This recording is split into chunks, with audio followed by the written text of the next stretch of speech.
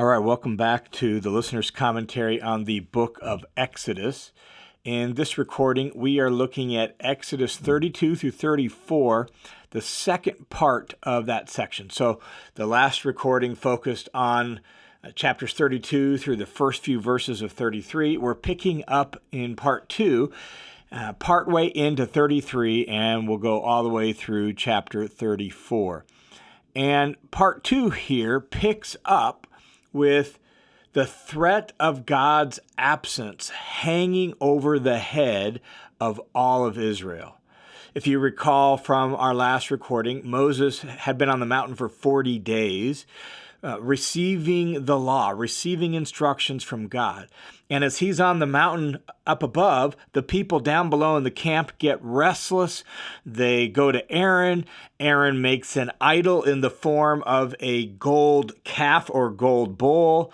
And then they offer sacrifices to this idol, and they celebrate and they worship. And in doing so, they broke their covenant vows with Yahweh. And God himself was naturally angry and said he was no longer going to go with the people. Moses came down the mountain, saw what was going on, threw down the tablets, broke those tablets, which visibly demonstrated that this covenant is broken and God is no longer going to move into their midst. That's what he has said. He won't destroy them based on Moses' intercession, but he's not going to come and move into their midst. Forget the tabernacle. That's all done. That's where we left off. And so that threat of God's absence now hangs over Israel's head. And we pick up then at that point in chapter 33, verse 7, with verses 7 through 11, really kind of catching us up to speed by describing one of the ways that God had been communicating with Moses while the people were camped there at Mount Sinai. So chapter 33, verse 7 says, "Now Moses used to take the tent and pitch it outside of the camp." So Moses had a tent pitched outside of the camp, a good distance away from the camp, and Moses called it the tent of meeting. This was the original tent of meeting that the tabernacle was supposed to replace. So later, after the tabernacle does get built, this will be, it'll be the replacement for this tent of meeting.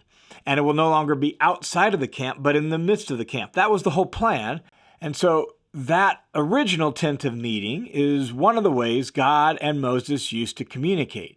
And that's one of the ways the people used to worship. So verse 7 continues, "And when Moses would speak with God there at that original tent of meeting, everyone who sought the Lord would go out to the tent of meeting, which was outside the camp.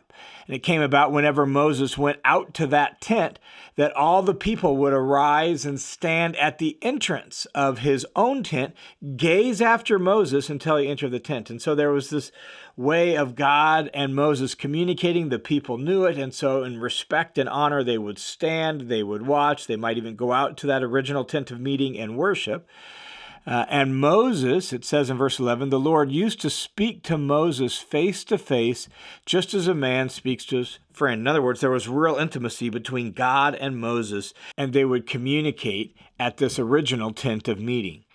Now, the reason that Exodus tells us that in 33, 7 through 11 is because beginning in verse 12, God and Moses are having a conversation before Moses goes back up onto Mount Sinai. And so we need to know where they're having this conversation.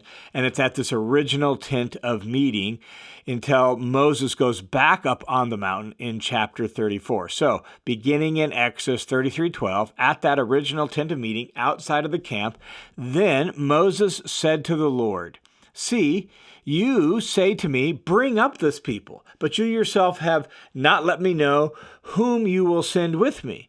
Moreover, you have said, 'I have known you by name, and you have found favor in my sight.'" So Moses is reminding God that you want me to lead this people, even after this debacle that just happened, lead them into the promised land, but you haven't told me who's going to help lead me. And you have said to me that I've found favor in your sight. So he says in verse 13, "Now then, if I have found favor in your sight in any way, please let me know your ways so that I may know you, in order that I may find favor in your sight. Consider too that this nation is your people." So Moses is asking for God's favor on him personally. He is in this role only because God has called him to it, and he wants to know God more. That's what he asks, that show me your ways so that I might know you. In other words, they used to talk at this tent of meeting, we just heard, face to face. So there's already this relationship. Moses seems to be asking for greater favor and greater knowledge of God. That's what he's longing for. And so Moses' request here, in a nutshell, is essentially, if you won't go with us, with all the people, well, what about me? What about me? You said I found favor in your sight. You're the one that called and appointed me to this. I want to know your ways, and I want you to go with me. God responds in verse 14 and says, my presence shall go with you, and I will give you rest. This is a reassurance to Moses particularly. The word you, my presence shall go with you, that word you there is singular in Hebrew. And I will give you rest. Again, singular. And so God is going to continue to be with Moses and help him lead these people. That's what God reassures him. And Moses wanted to make sure of that. But then what about the nation as a whole? What about Israel as a whole? So Moses follows up in verse 15 and says, well, if your presence doesn't go with us, well, then don't lead us up from here. In other words, okay, appreciate that, God, that you're going to give me rest, you're going to be with me, but these are your people. And if you're not going to go with this whole people, then there's no sense in us going on from this camp. There's no sense in us going forward. Why is that? Well, Moses explains his thinking in verse 16. For how then can it be known that I have found favor in your sight, I and your people? So not just me. Moses associates himself with Israel. Like, how can it be known that I and your people have found favor in your sight? Is it not by you going with us so that we, that is, I and your people, may be distinguished from all the other people that are on the face of the earth? In other words, this has everything to do with who God called Israel to be. Remember in chapter 19, verse 6, they're called to be a royal priesthood and a holy nation, a kingdom of priests. How can they be that if God won't go with them? That's what Moses says. So verse 17, the Lord said to Moses, I will also do this thing of which you have spoken, for you have found favor in my sight, and I have known you by name. In other words, Moses' prayer, his intercession works. God relents and he says, okay, fine, I will go with you. And I will do it, Moses, because you have found favor in my sight. Then Moses follows up while he's having this conversation, and God's listening and agreeing and working with him, right? Moses has another request, and this is a very personal request.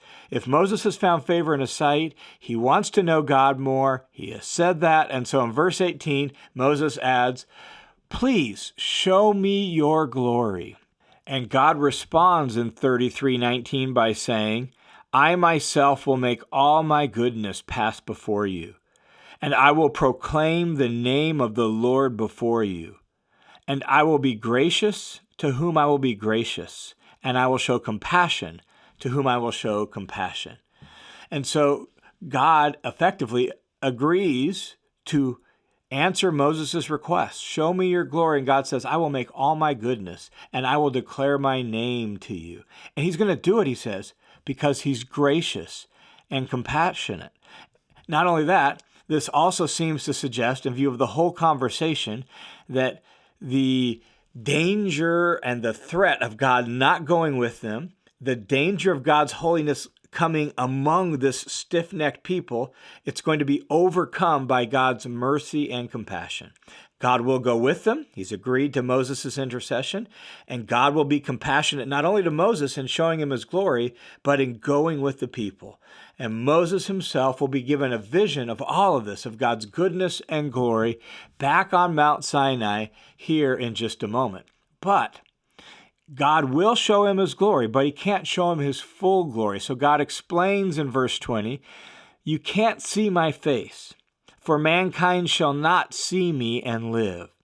So the Lord said, behold, there's a place near me, and you shall stand there in the rock, and it'll come about while my glory is passing by, that I will put you in sort of it says the cleft of the rock, like in a little crack in the rock, and I will cover my hand over you until I've passed by, and then I'll take my hand away, and you shall see my back, but my face shall not be seen. In other words, what God is explaining to Moses is, I'm going to make all my goodness pass before you. I will proclaim my name before you. So yes, I will show you my glory, but it's going to be from the back.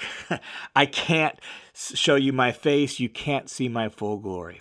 So chapter 34, verse 1 then picks up and says, Now the Lord said to Moses, Cut out for yourself 2 stone tablets like the former ones, the ones that Moses had broken when he came down the mountain and saw what was going on. Cut out those 2 more stone tablets like those, and I will write on the tablets the words that were on the former tablets which you smashed.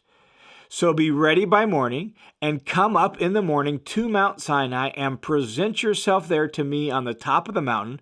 No one's to come up with you, nor let anyone be seen anywhere on the mountain. Even flocks and the herds are not to graze in front of the mountain. So God is once again inviting Moses back up the mountain. Moses is supposed to bring 2 stone tablets that God is going to rewrite everything he wrote on the former tablets. In other words, God is going to renew the covenant. After all that has happened here in chapters 32 and 33, God's anger, God's threatening to destroy Israel, God's saying he won't go with Israel even though he won't destroy them, and then Moses interceding some more, and God finally agreeing and saying, all right, I will do both the things you've asked, Moses. I will continue to go not only with you but with Israel in their midst, and I will show you my glory. So now God is ready to renew the covenant with Israel. And so Moses cut out 2 stone tablets like the former ones, got up early in the morning, climbed up Mount Sinai as the Lord had commanded him, and he took those 2 stone tablets in his hand with him. And then the Lord descended in the cloud on top of Mount Sinai once again and stood there with Moses as Moses called upon the name of the Lord. So Moses is there calling on the name of the Lord, worshiping him. God descends on the mountain, and then here's what happened. Remember, God had said, I will show you my glory. Yeah, I'm going to put you in this rock. After I pass by, I'll remove my hand. I will show you all my goodness. I will declare my name. So here's what happens in verse 6. This is a really important verse, both for knowing God and understanding God, as well as for the rest of the Old Testament. So 34:6 says, The Lord passed by in front of Moses and proclaimed, the Lord, literally, Yahweh, Yahweh. He repeats his name twice. He said he would declare his whole name because his name embodies his person, and his person is what captures his glory. So he declares his name, Yahweh, Yahweh. And then he says, compassionate and merciful, slow to anger, and abounding in faithfulness and truth.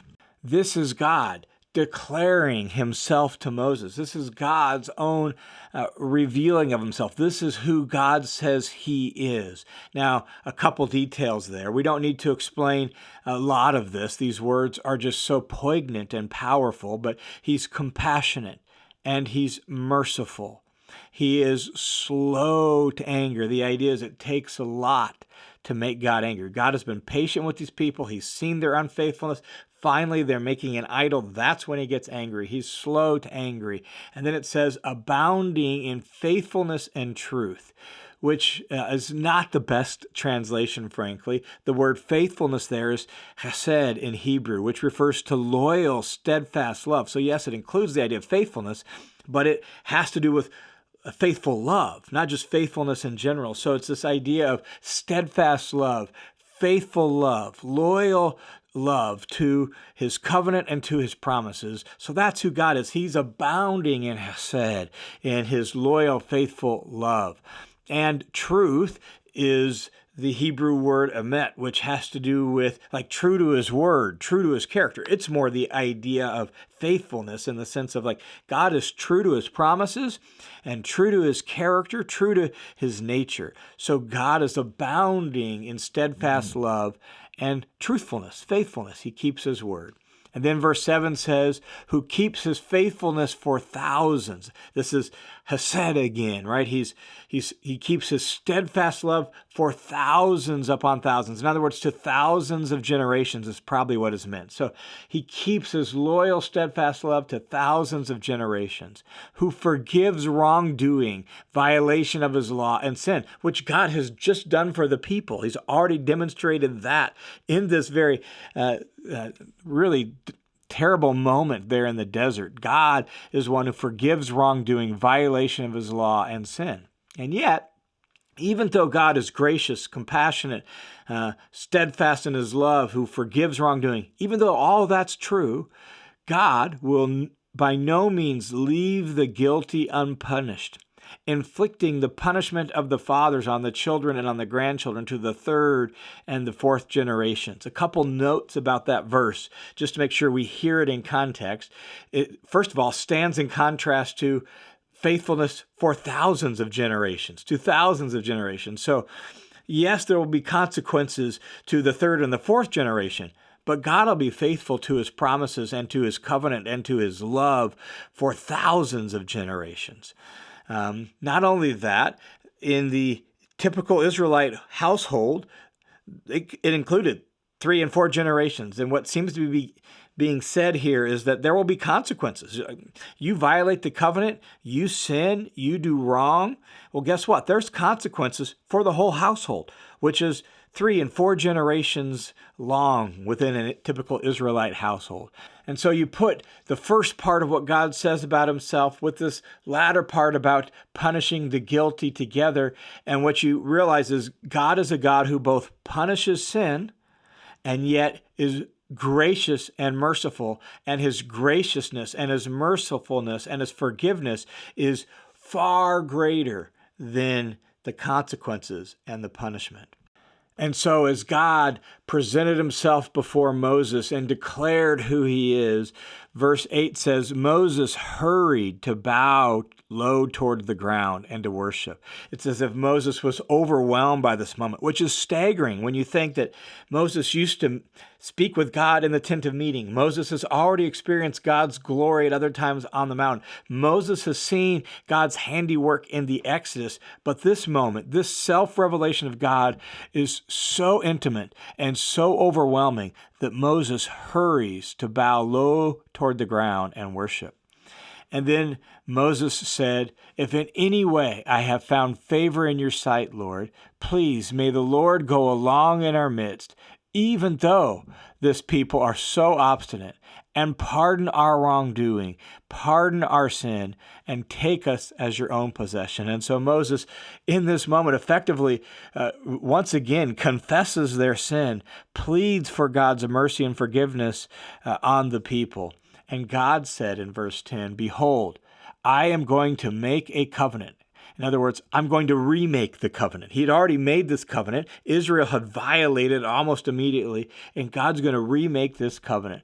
Before all your people, he says to Moses, I will perform miracles which have not been produced in all the earth, nor among any of the nations.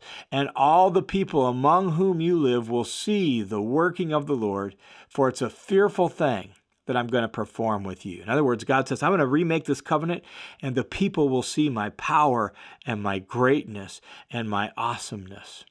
Now, having said that he will renew the covenant, continuous covenant with the people, God now gives a few representative covenant commands that are going to be central to them in their loyalty to God as their king.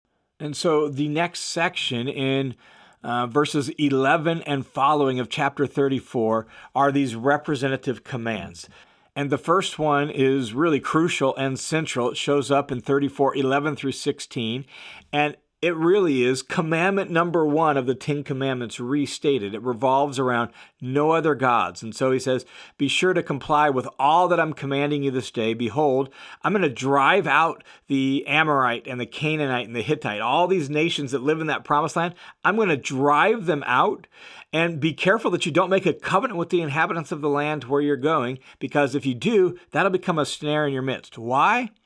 Well, because they worship idols and false gods. And so verse 13 says, you're to tear down their altars, smash their memorial stones, cut down their asherim, that is Asherah poles in worship of the god Asherah. For you shall not worship any other god, because the Lord, whose name is jealous, is a jealous God. Now, we hear jealousy in a real negative sense, but what he's saying is, no, absolute loyalty to Yahweh. And so get rid of all the altars and all the icons and all the asherim, the Asherah poles. Get rid of all of that. You're not going to worship any of the false gods there in the land to which I am leading you. And as you hear these words here about destroying, smashing, getting rid of, destroying all these sacred places and sacred objects would be a matter of great faith and obedience to Yahweh. Why?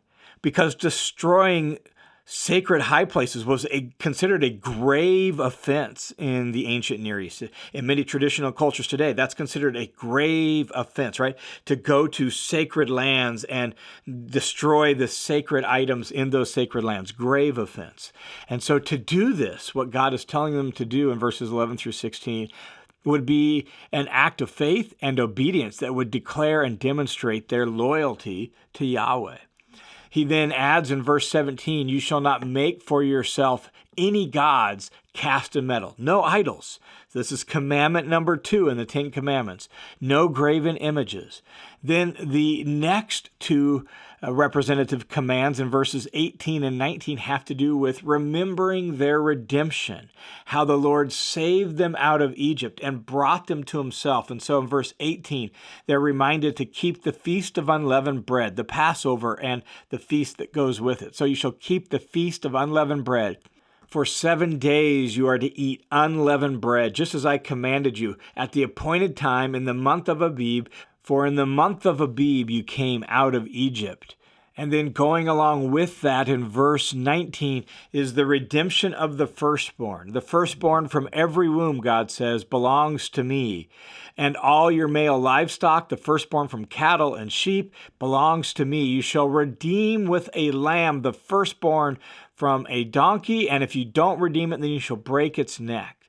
You shall redeem all the firstborn of your sons. None are to appear before me empty-handed. And so this reminder of what God had said earlier in Exodus about redeeming the firstborn because of what God did in Egypt to spare the firstborn by the Passover sacrifice. Then you get a few more representative instructions about their annual calendar so that their week and their year is going to center on the Lord and who he is. And so verse 21 of chapter 34 is a reminder of the Sabbath. You shall work for 6 days, but on the 7th day you shall rest. Even during plowing time and even during harvest time, you're going to rest on the 7th day. So even when you're planting and you're harvesting, those busy times of the year, 7th day, day of rest. And then in verses 22 through 24, they are reminded of 2 more main feasts. The Feast of Weeks, which is also called the Feast of Harvest. We see that in Exodus 23:16, and the Feast of Pentecost in the New Testament, Acts chapter 2. And then the other one is the Feast of Ingathering. So the Feast of Weeks and the Feast of Ingathering. Verse 22, you shall celebrate the Feast of Weeks. And the reason for that is it's going to come 7 weeks after Passover, and the Feast of Ingathering at the turn of the year. 3 times a year, all your males are to appear before the Lord, the God of Israel, for the Feast of Unleavened Bread, for the Feast of Weeks, and the Feast of Ingathering. That's when they're to come before the Lord. And he says, I will drive out the nations from you and enlarge your borders. No one will covet your land when you go up 3 times a year to appear before the Lord. And so their annual calendar, from unleavened bread to weeks to ingathering, and then the weekly celebration of Sabbath. All of this is a way of centering their week and their year around the Lord. And then just a handful of kind of other instructions here. He says, you shall not offer the blood of my sacrifice with leavened bread. So when you offer sacrifices, unleavened bread only. Nor is the sacrifice of the Feast of Passover to be left until morning. You shall bring the very first fruits of your soil into the house of the Lord your God. Then we get sort of a random and interesting little instruction when he says, you shall not boil a young goat in its mother's milk. This is mentioned in the regulations the first time around in chapter 23, verse 19. And it's mentioned again here. We don't know exactly what it's about, but it was clearly a practice that in some way involved disloyalty to Yahweh. We're just not exactly sure how. And so that's why it's here, because you're going to be loyal to Yahweh. Then the Lord said to Moses, write down these words, for in accordance with these words, I have made this covenant with you and with Israel. And so God renews the covenant with Moses and with Israel. And Moses was once again on the mountain for 40 days and 40 nights, just as he was the original time that led to the whole debacle with the golden calf. So he's on the mountain again for 40 days and 40 nights. He didn't eat bread, drink water. The Lord sustained him. And God wrote on the tablets the word of the covenant, the 10 commandments. That is the 10 words. And Moses will now have these 2 commandments once again that represent the renewed covenant. Then, after 40 days, Moses comes back down the mountain. And it had been an intense 6 weeks with the Lord and in his presence. And when Moses comes back down the mountain, 34, 29 and following tells us what happened. And it came about after those 40 days, when Moses was coming down from Mount Sinai, and the 2 tablets of the testimony were in Moses' hand as he was coming down from the mountain, that Moses didn't know that the skin of his face was shining because of his speaking with God. So 40 days, intense in God's presence and God showing him his glory. Now, as Moses comes down the mountain, he is unaware of the fact that his face is glowing. It's shining in some sort of way. So when Aaron and all the sons of Israel saw Moses, as Moses gets back down to the camp, behold, the skin of his face shone, and they were afraid to approach him. Like Moses is glowing, all lit up from the intensity of God's glory that he just spent time in. And so Moses called to them, and Aaron and all the rulers in the congregation came to Moses, and Moses spoke with them. And afterwards, the sons of Israel came near, and he commanded them to do everything that the Lord had spoken on Mount Sinai. God renewed the covenant. Moses spoke to them, commanded them to do everything God said. And when Moses had finished speaking with them, he put a veil over his face. But whenever Moses went in before the Lord to speak with the Lord, at that original tent of meeting outside of the camp, he would take the veil off until he came back out.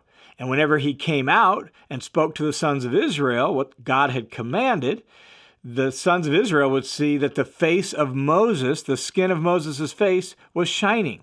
So Moses would put the veil back over his face until he went back in to speak with God again. This is such an interesting little moment, and we're not told a whole lot more than what we just get right here at the end of chapter 34. But the New Testament, Paul in 2 Corinthians, looks back on this moment and uses it to help us understand the superiority of the new covenant to the old, and help us to see that now the glory of God is seen in the face of Jesus, not in the face of Moses. And so with that, the covenant has been renewed. God has agreed to once again move into the midst of the people, and the tabernacle itself will be built in the ensuing chapters of the book of Exodus.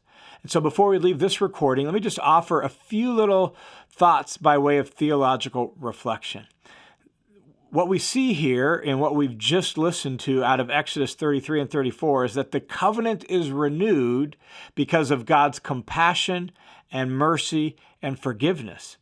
And we hear God's own self-revelation, his own self-description in Exodus 34, verses 6 and 7, where the Lord passed in front of Moses and proclaimed, Yahweh, Yahweh, a God compassionate and merciful, gracious and compassionate, slow to anger, and abounding in steadfast love and faithfulness, who keeps his steadfast love for thousands of generations, who forgives wrongdoing, violation of his law, and sin.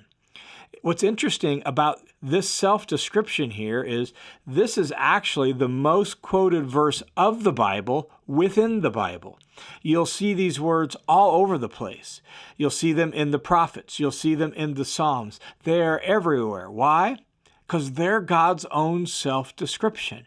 When God wants to introduce himself, this is how he does it. This is the heart of who God says he is. His name is Yahweh, the existing one. And he is gracious and compassionate. He's slow to anger, and he is overflowing in loyal, steadfast love. He forgives wrongdoing. This is who God is. Yet, as verse 7 also affirms, he is the God who punishes as well. Why? Because of his love. He punishes because love can't stand by and see what sin and disloyalty to God does to other people and to yourself. He punishes because of his holiness, because he's a holy God. And his holiness leads him to necessarily punish wrongdoing. And yet, he's more than ready to forgive, as this whole incident here with the golden calf has revealed. The covenant is renewed. He has chosen to bear the sins of the people, carry them himself, even though there's been and will still be consequences for their sin. And indeed, God's love and grace and forgiveness far exceed his punishment. This is God's glory, as Moses asked to see.